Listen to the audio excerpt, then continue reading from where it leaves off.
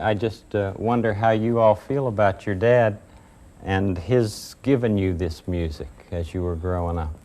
Well, I think that the most important thing about Dad is really not that he drilled us in music, but more so he made us see life in a certain way. We have a certain outlook on how we're supposed to carry ourselves in the world and how we should see other people and treat other people that I think really has a profound effect on what we play musically.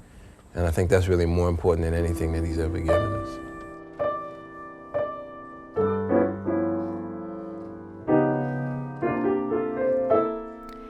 Ellis Marsalis' role as educator and student are two sides of the same spinning coin. His passion for teaching inseparable from his insatiable desire to learn, and to learn not just from his fellow scholars, but also from his students. Ellis entered the world of music education with a spirit of openness and collaboration, building bridges where before there had been blockades. He has not only shown generations of musicians how to play, he has also inspired them to live with meaning in the world. I'm still learning myself, and even now there's things that I'm working on. Because I don't really think one teaches jazz. In fact, I think jazz education is an oxymoron. And so within the collaborative context of the music called jazz, Ellis empowered his students to follow their own unique paths toward personal success, and in doing so, transformed how the world sees jazz and jazz education.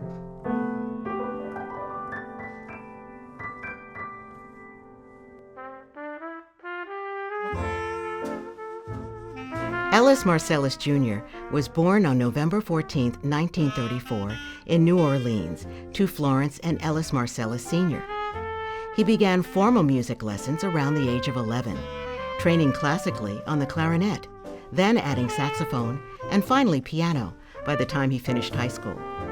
He graduated from Dillard University in 1955 with a BA in music education, and worked at his father's motel while playing with the American Jazz Quintet.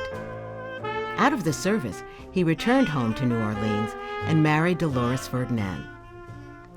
With a new family to support, Ellis took on teaching jobs here and there while playing gigs at night.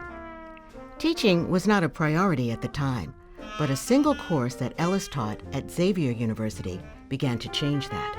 I began to take a different view of education, and I also began to see a need for a more formal studies of what the university called African American Studies.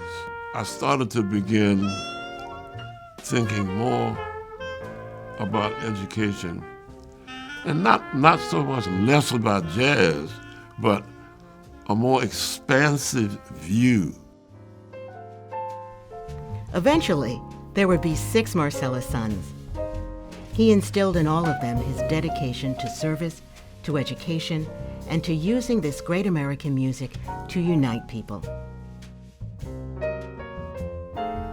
For all his focus on education, Ellis has never stopped playing.